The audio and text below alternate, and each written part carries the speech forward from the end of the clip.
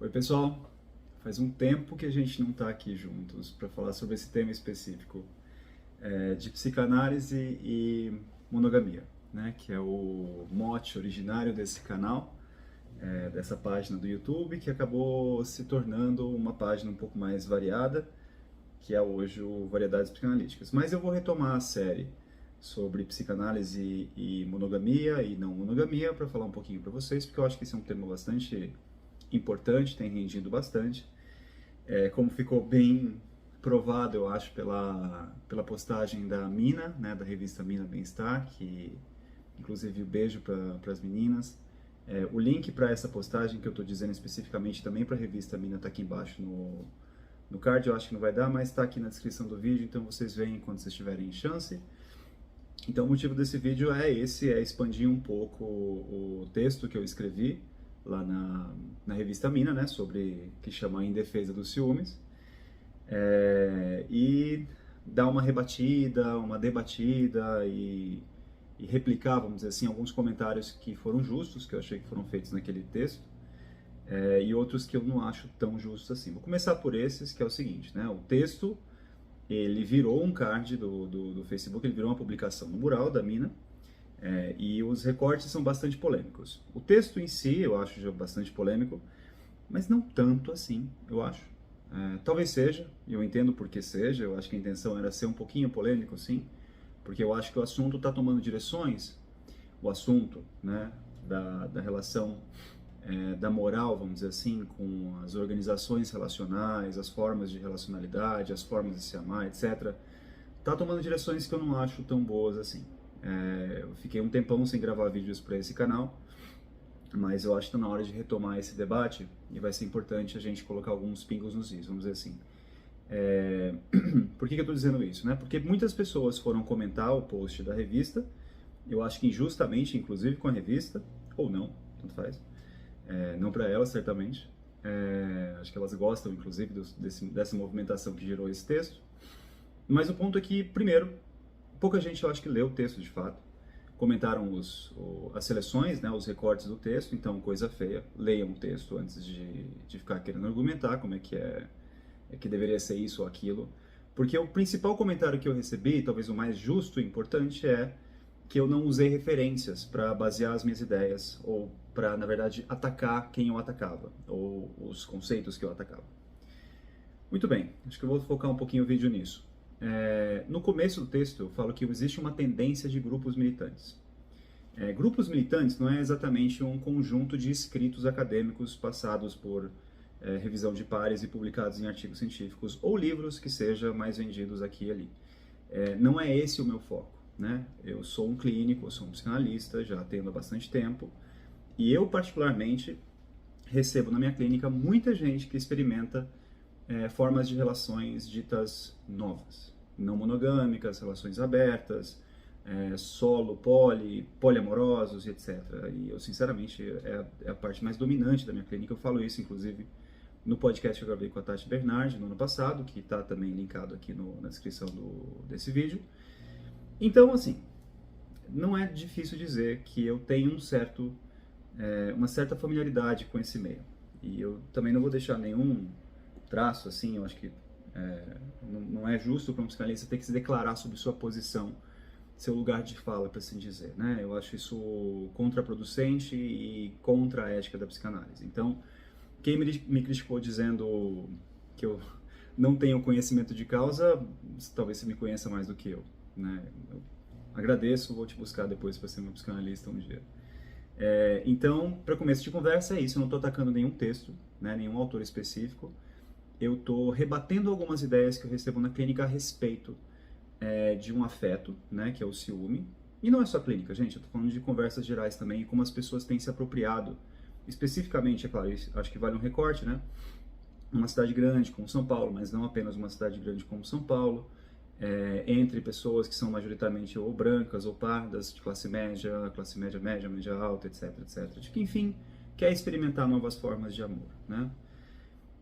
Não só homens, eu acho inclusive que talvez alguém tenha percebido a sutileza de que o texto traz muito mais um ponto de vista relativamente feminino, e vocês vão ver só pela quantidade de likes, tem muito mais mulheres do que homens curtindo o texto. É claro que eu acho que a proposta da revista Mina é ser mais orientada para o público feminino, mas ao mesmo tempo tem algo importante para ser dito por aí, né? Não é um texto escrito para homens, é um texto escrito pensando no que tem sido feito com os discursos sobre não monogamia do ponto de vista dos homens que se apropriam desse discurso, praticamente, né?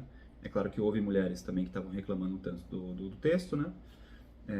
Não tiro o crédito delas. Eu acho que é importante também pensar que, por exemplo, uma das coisas que comentaram no texto é que o ciúme mata. Sim, gente, o ciúme mata. Herança também mata, né? A liberdade masculina de se apropriar do corpo feminino da forma com que quiser, inclusive para eliminá-lo, caso esse não esteja servindo para os seus propósitos ou causando angústia demais, medo demais, é algo histórico incontestável. Então, sim, o ciúme mata, mas não era esse o meu ponto do texto.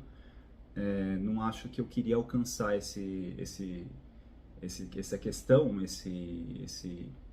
essa obviedade, nem como uma nota de rodapé. Não era essa a intenção do texto.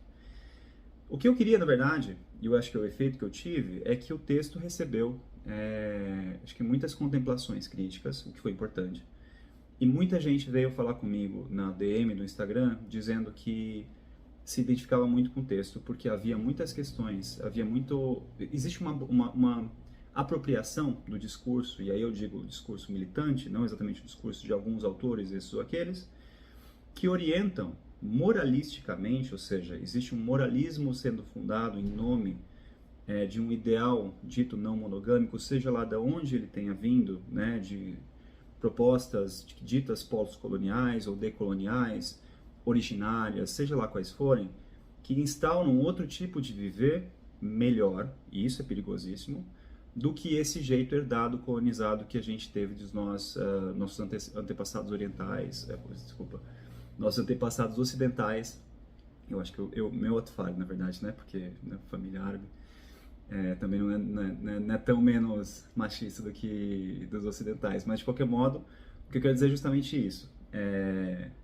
Existe uma sanha de se mostrar uma outra alternativa que não se gera mais necessariamente, né, não se propõe mais necessariamente como sendo algo interessante do ponto de vista crítico para pluralizar as modalidades relacionais. Na verdade, o que parece é que se instaura um outro tipo de ideal, um outro tipo de norma em que o ciúme é riscado como se fosse um mau comportamento ou um mau sentimento, né? Inclusive instaura-se uma vigilância muito forte, né, sobre as pessoas que sentem ou arriscam sentir ou vocalizar que sentem ciúmes, como se fosse um sentimento menor, né? Então isso é um dos pontos que eu acho mais delicados do que tem acontecido ultimamente. Eu estou dizendo isso de um jeito muito geral porque eu acho que é um tema que merece ser trabalhado com um pouco mais de cuidado, né, de detalhe, que é o que eu pretendo fazer nos próximos meses, né, com esse resgate desse canal aqui. Mas um último recado que eu queria dar é o seguinte: o jeito que as pessoas respondem a esse tipo de intromissão no debate, né, de alguém que defende o ciúme, por exemplo, que está aí o propósito declaradamente polêmico do texto, é uma forma de resposta, existe uma energia, como é que se diz? Uma agressividade que é como se a pessoa estivesse sendo ameaçada não só no modo de existir, mas na própria identidade, né? Então, essa é a minha maior crítica à forma que os grupos militantes e as pessoas se apropriam dos discursos sobre a não monogamia, que cria-se grupamentos identitários, ou então cria-se novas identidades melhores do que as anteriores supostamente colonizadas, né? Então, quando você responde contra alguém que defende um ponto que seja tão crucificado, tão criticado quanto o ciúme, por exemplo, é quase um pedido de não critique a forma com que eu mesmo me tornei especial. E aí as justificativas são diversas, porque é minha sobrevivência, porque eu sou marginalizado, porque eu nunca tive nenhuma chance nas formas consensuais, normativas de relacionamento. Isso é complicado. Será que é bom mesmo a gente vir de um ponto de vista decolonial, que se diz, né? Que inclusive eu tenho críticas muito sérias ao que virou o decolonialismo no discurso contemporâneo, né? Especialmente nas práticas contemporâneas. Mas será que vale a pena a gente instaurar uma nova identidade só para pessoas que aí sim eu falei de seres iluminados, se sentirem ainda mais especiais, ou que elas precisam de fato se sentir especiais? Será que a gente Será que a gente terminou o projeto de crítica às identidades, instaurado, por exemplo, pela psicanálise, pela antropologia e vários outros saberes? Mas será que esse projeto acabou? Será que não é hora de a gente criar outras novas identidades e não novas práticas e novas formas de poder se relacionar? Se for esse o projeto, eu não sei se eu aprovo.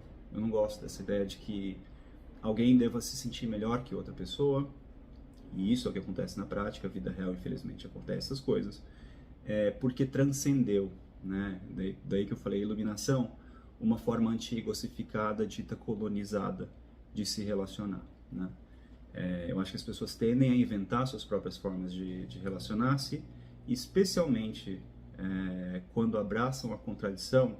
Aí sim eu acho que é um pouco melhor, aí sim eu acho que é um pouco interessante. E assim que eu falo tanto do terceiro, que eu falei tanto com a Tati também, de como é erotizar, né, o que significa erotizar o lugar do terceiro, que é sempre tão amedrontador, né, que é sempre tão ameaçador, mas agora criar um novo edifício que supostamente, né, dê ao sujeito mais segurança de si, que é a identidade, não é exatamente isso que a gente critica na monogamia, né, que a forma casal ela é uma instância identitária. Agora a gente está partindo radicalmente para instâncias identitárias cada vez mais individualizadas, que não dependem, vamos dizer assim, do outro, né, que não dependendo do outro, prescindindo do outro, sentindo a tal da compersão pela felicidade do outro com uma outra pessoa, e abolindo a contradição, você cria indivíduos supostamente superiores, perfeitos, não angustiados, né?